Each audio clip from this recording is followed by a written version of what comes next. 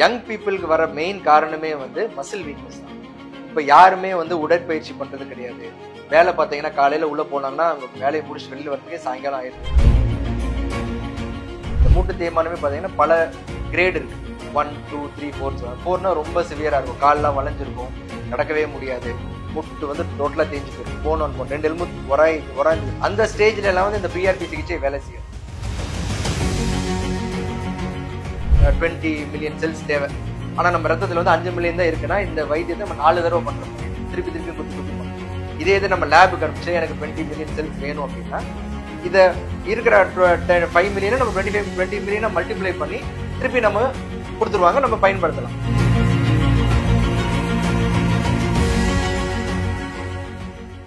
இவ்வளோ பெனிஃபிட்ஸ் கொடுக்கக்கூடிய லட்சுமிநாதன் நீங்க நிறைய பண்ணிட்டு இருக்கீங்க.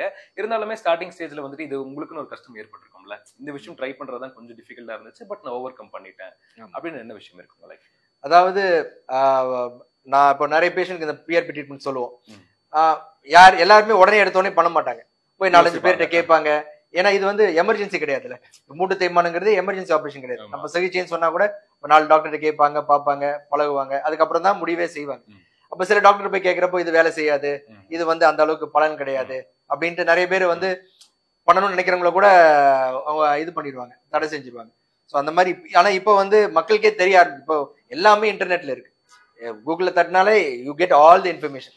ஸோ யாருமே நம்ம ஏமாத்தவும் முடியாது, இல்ல எதுவும் பண்ண முடியாது. ஸோ கொஞ்சம் கொஞ்சமா இந்த ட்ரீட்மெண்ட்டும் முக்கியத்துவம் வந்துகிட்டு இருக்கு. ஃபியூச்சர்ல இது ரொம்ப பெரிய அளவுல வருங்கிறது நாங்க நீங்க கூகுள்ல தேடுறேன்னு சொல்லும் போது எனக்கு ஒரு இது வருது. கூகுள்ல நிறைய விஷயம் உண்மையா இருந்தாலுமே மித்து அதிகமா இருந்துகிட்டு இருக்கு. பாதி விஷயம் வந்துட்டு இப்போ நமக்கு பாடியில ஏற்பட்ட ப்ராப்ளம் இருந்தாலுமே கூகுள்ல பார்க்கும்போது வேற மாதிரி காமிச்சோம், திடீர்னு கேன்சர்னு சொல்லிடும். இதெல்லாம் பார்க்கும்போது மக்கள் பயப்படுறாங்க. அப்படி இந்த ஆர்த்தோ சம்பந்தப்பட்ட ப்ராப்ளம்ஸ் எல்லாம் பார்க்கும்பொழுது இப்ப முட்டி வலி இருந்தாலுமே இப்ப ஐடியில் நிறைய பேர் ஒர்க் பண்ணிட்டு இருக்காங்க. ஸ்ட்ரெஸ்னாலதான் முட்டி வலி வருது, பேக் பெயின் வருது, நெக் பெயின் வருது அப்படின்னு சொல்றாங்க. இதெல்லாம் உண்மை நினைக்கிறீங்களா நீங்க? அதாவது நான் சொல்ற மாதிரி தேய்மானம் பல விதத்தினால வரலாம். வயசானவங்களுக்கு வருது தேய்மானம், அது சரிங்களா? ஆமா. யங் பீப்புளுக்கு வர மெயின் காரணமே வந்து மசில் வீக்னஸ் தான். இப்ப யாருமே வந்து உடற்பயிற்சி பண்றது கிடையாது. வேலை பார்த்தீங்கன்னா காலையில உள்ள போனாங்கன்னா அவங்க வேலையை முடிச்சு வெளியில வரதுக்கே சாயங்காலம் ஆயிடுது. டயர்டா போய் வீட்டுல போய் படுத்துடுறாங்க. எந்த மாதிரி விதமான உடற்பயிற்சியோ அவங்க உடம்ப கவனிக்கிறதே கிடையாது. சாப்பாடும் அது ஒண்ணு நிறைய ஜங்க் ஃபுட் சாப்பிடுறாங்க. இதனால உடல் பருமன் வருது. ஸோ வெயிட் ஏறிக்கிட்டே இருக்கும், சதை வீக் ஆகிட்டே போகும். இது ரெண்டுமே பேட் இண்டிகேஷன். ஸோ ஆட்டோமேட்டிக் என்ன ஆகும்னா எலும்பு தேய்மானம் ஜாஸ்தியாக ஆரம்பிச்சிடும். ஏன்னா எலும்பை சப்போர்ட் பண்றதே நம்ம சதைகள் தான். இதை நம்ம வலுப்படுத்தாம இருந்தோம்னா முதுகு வலி, கழுத்து வலி. ஏன்னா அவங்களாம் கம்ப்யூட்டர்ல உட்காந்தாங்கன்னா 6 மணி நேரம் 7 மணி நேரம் உட்காந்து வேலை பார்த்துட்டு இருக்காங்க. ஸோ அந்த அளவுக்கு அந்த சதைக்கு வந்து பவர் இருக்கணும் அந்த வேலையை செய்யறதுக்கு. இப்போ நம்மளால ஒரு 10 கேஜி தூக்க முடியும். 10 கேஜி தூக்குறோம்னா ஒரு தொந்தரவே இல்லை. நம்ம 20 கேஜி தூக்குறோம்னா நம்ம சக்திக்கு மீறி பண்றோம். அப்படிங்கிறப்ப கண்டிப்பா சதைகள்லாம் வலிக்க ஆரம்பிக்கும். இதை நம்ம உடற்பயிற்சி பண்ணி 20 கேஜி தூக்குற அளவுக்கு நம்ம உடம்ப நம்ம வலுப்படுத்தணும். இல்லையா நம்ம 20 கேஜி தூக்கக்கூடாது. இதே வயசானவங்கன்னா இதை பண்ணாதீங்க, அதை பண்ணாதீங்க, நம்ம அவங்கள கண்ட்ரோல் பண்ணலாம். ஆனா ஒரு சின்ன வயசுல போய் நீ இதை ஓடக்கூடாது, பண்ணி உட்காரக்கூடாது, வேலை பார்க்க கூடாதுன்னு சொல்ல முடியாது. ஸோ நம்ம உடற்பயிற்சிங்கிறது ரொம்ப ரொம்ப அவசியம். அதை எல்லார் பேருமே பண்ணணும். எவ்வளவு சீக்கிரம் நம்ம பண்ண ஆரம்பிக்கிறோமோ அவ்வளவு சீக்கிரம் நம்ம எலும்பையும் பாதுகாக்கலாம், நம்ம தேய்மானத்தையும் கம்மி பண்ணலாம். ஓகே, இப்போ ஒருத்தருக்கு இருக்கு ஸ்டார்டிங் ஸ்டேஜ் அப்படின்னா ஸ்டார்டிங்லேயே கியூர் பண்றது ஒரு பெஸ்டான மெடிசன் தான் இருக்கும். அது அவங்களுக்கு அந்த பெயின் தான் இருக்கு, எலும்பு தேய்மானம் தான் ஏற்பட்டு, அதை எப்படி அவங்க கண்டுபிடிப்பாங்கன்னு நினைக்கிறீங்க சார்? அதாவது முதல்ல நம்ம செல்ஃப் டயக்னோசிஸ் பண்ணக்கூடாது. ஒரு தொந்தரவு இருக்கு, அது வந்து ஒரு 2 வாரத்துல சரியாக மாட்டேங்குது. சின்ன சின்ன தொந்தரவுலாம் தானாவே சரியாயிடும். இதை போய் நம்ம மருத்துவரை பார்க்கணும்னு அவசியமே கிடையாது. ஒரு 5 நாள் ரெஸ்ட் கொடுத்தோம்னாலே இந்த சதை பிறல்றது ஒரு சதை வந்து வீங்கிறதா தானாவே சரியாயிடும்.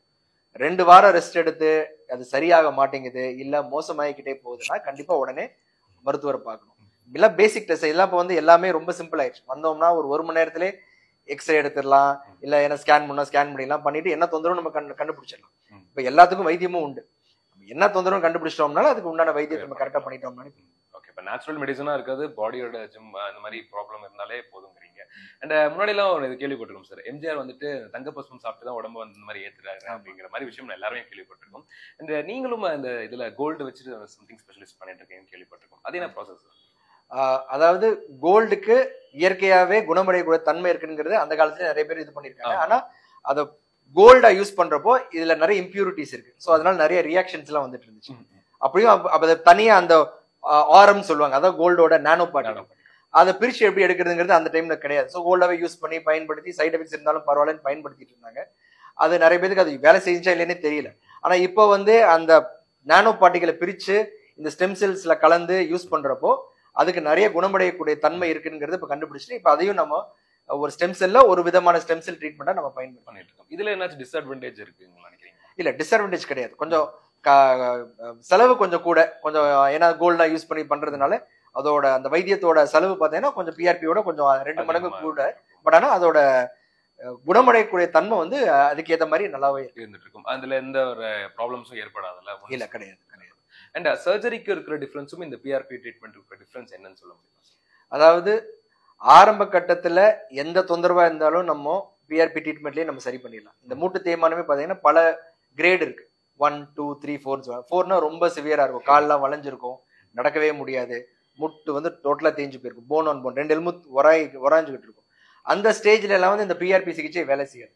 இந்த பிஆர்பி சிகிச்சையோட மெயின் இது என்னன்னா, நம்ம எலும்பை வந்து குருத்தெலும்புன்னு சொல்லி ஒரு கேப் தான் எலும்பு தேயாம ப்ரொடெக்ட் பண்ணும். இது எல்லாத்துக்கும் இருக்கும். நம்ம கார்ல டயர் இருக்கிற மாதிரி, சரிங்களா? நம்ம நடக்க இந்த குருத்தெலும்பு தேஞ்சுக்கிட்டே வரும். குருத்தெலும்பு தேயிற வரைக்கும் நம்மளுக்கு வலி இருக்காது. ஆனா அந்த குருத்தெலும்பு தேஞ்சு ஃபுல்லா போய் அதுக்கப்புறம் எலும்பு தேய ஆரம்பிக்கிறப்பதான் வலி வரும். அதான் ஸ்டேஜ் 4. ஓகே. நம்ம இந்த பிஆர்பி ட்ரீட்மெண்ட் என்ன பண்ணணும்னா, அந்த குருத்தெலும்பு திருப்பி வளர வைக்கும். நார்மலா வளராது, பட் இந்த பிஆர்பி ட்ரீட்மெண்ட் வளர வைக்கலாம். ஆனா இது வளரணும்னா கொஞ்சமாச்சும் குருத்தெலும்பு இருந்தாதான் அது வளரும். இது ஸ்டேஜ் 4ல யாராச்சும் வராங்க வந்துட்டு இந்த வைத்தியம் பண்ண முடியுமானா அவங்களுக்கு வேலை செய்யாது. சோ ஆரம்ப கட்டத்துல பிஆர்பி ட்ரீட்மெண்ட்டே வச்சே நம்ம இந்த தொந்தரவை சரி பண்ணிடலாம். சர்ஜரி பத்தி யோசிக்கவே வேண்டாம். பட் ஆனா ஸ்டேஜ் 4 வந்துருச்சு, வளர்றதுக்கு குருத்தெலும்பு ஒண்ணுமே கிடையாது அப்படின்னா அப்போ அறுவை சிகிச்சை மட்டுமே தீர்வு, சர்ஜரி மட்டும் தான் பண்ணியாக முடியும். அண்ட் காஸ்ட் வைஸ் கம்பேர் பண்ணும்போது சர்ஜரி டு இந்த இது ஈஸியா இருக்கும்னு நினைக்கிறீங்களா, இல்ல அஃபோர்டபுளா இருக்கும்? அதாவது பிஆர்பி சிகிச்சை பண்றது வந்து இது நிரந்தர தீர்வும் கிடையாது.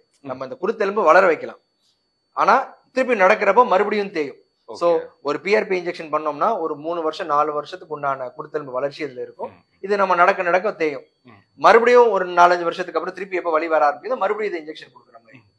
இதே நம்ம மூட்டு தேய்மானம் பண்ணோம்னா அந்த ஆர்டிபிஷியலா போடுற இந்த ஜாயிண்ட் ரீப்ளேஸ்மெண்ட்ங்கிற மெட்டலோட லைஃப் வந்து 25 வருஷம். அதுவும் தேயும், ஆனா அதோட லைஃப் வந்து 25 இயர்ஸ். முன்னாடி எல்லாம் 15 வருஷமா இருந்துச்சு, அப்ப 20 ஆச்சு. இப்போ அந்த இம்ப்ளான்டோட குவாலிட்டி இதெல்லாம் இம்ப்ரூவ் ஆக இப்போ வந்து 25 to 30 இயர்ஸ் கூட வருது. சோ இதோட லைஃப் கூட. பட் ஆனா இது அறுவை சிகிச்சைங்கிறதா இதுக்கு நிறைய சைடு எஃபெக்ட்ஸும் இருக்கு. எல்லாத்துக்கும் சக்சஸ் ஆகுறது கிடையாது. இன்ஃபெக்ஷன் வரலாம், காம்ப்ளிகேஷன்ஸ் வரலாம்.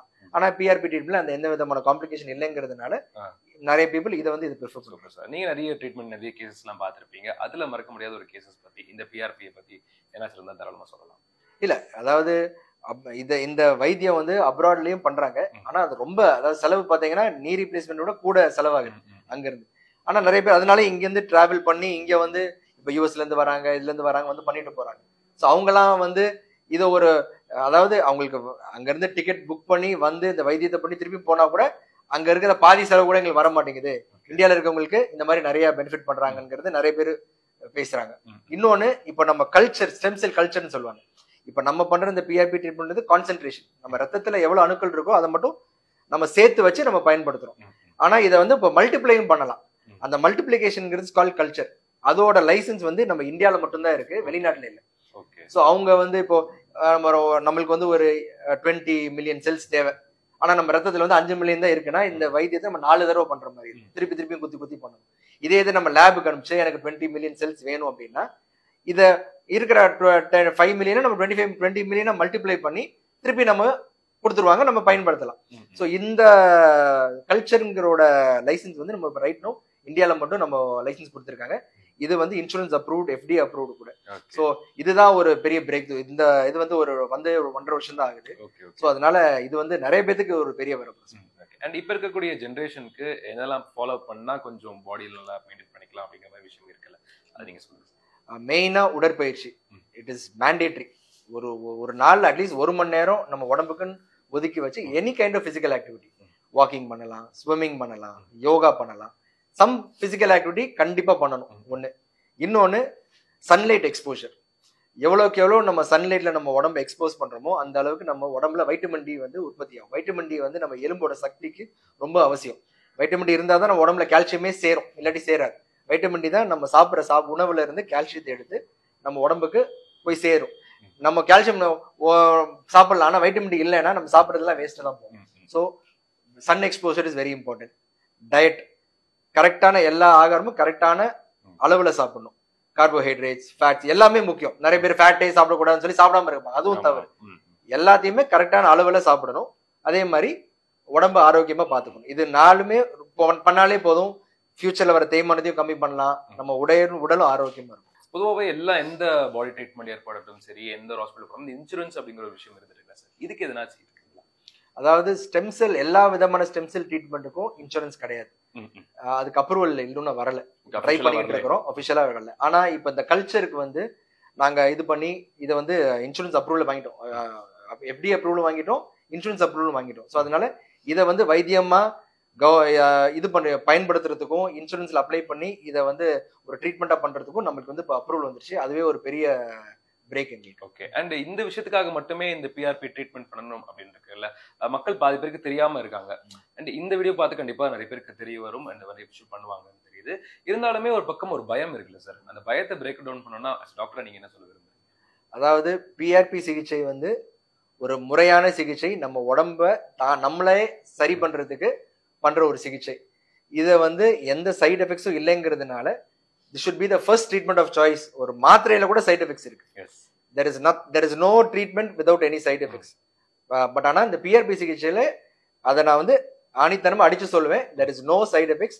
தைரியமா பண்ணலாம், இதை வந்து பயப்படாமையும் பண்ணலாம். ஓகே. அண்ட் இதுக்கப்புறம் ஏதாச்சும் மெடிகேஷன்ஸ் எதனாச்சும் இருக்கா? இந்த மெடிசன்ஸ் தான் எடுக்கணும் அப்படிங்கிற மாதிரி ப்ராசஸ் இருக்கு? இல்ல, இந்த இன்னொரு முக்கியமானது, பிஆர்பி சிகிச்சை அப்போ எந்த மருந்தும் சாப்பிடக்கூடாது. ஏன்னா நம்ம இந்த பெயின் கில்லர்ஸ் சொல்லுவாங்க, பெயின் கில்லர்ஸ், ஆன்டிபயோட்டிக்ஸ் இதெல்லாம் போடுறப்போ இதுவே அந்த அணுக்களோட பொட்டன்சியை கம்மி பண்ணும். ஓகே. ஸோ அதனால இந்த பிஆர்பி சிகிச்சை பண்ணும்போது ஒரு 3 மாசத்துக்கு எந்த விதமான வலி மாத்திரையோ இல்ல சில ஆன்டிபயோட்டிக்ஸ் எல்லாம் வந்து போடாம இருக்கிறது பெட்டர். சூப்பர் சார், நிறைய விஷயம் எங்களுக்காக ஷேர் பண்ணிருந்தீங்க. உங்களோட பொண்ணான நேரத்துக்கு நன்றி. Thank you so much. Thank you so much. இதே மாதிரி அடுத்த எக்ஸ்க்ளூசிவ் இன்டர்வியூல சந்திக்கிறேன். So until then tata bye bye. ராகுல் மற்றும் doctor Lakshminathan signing off. Thank you so much.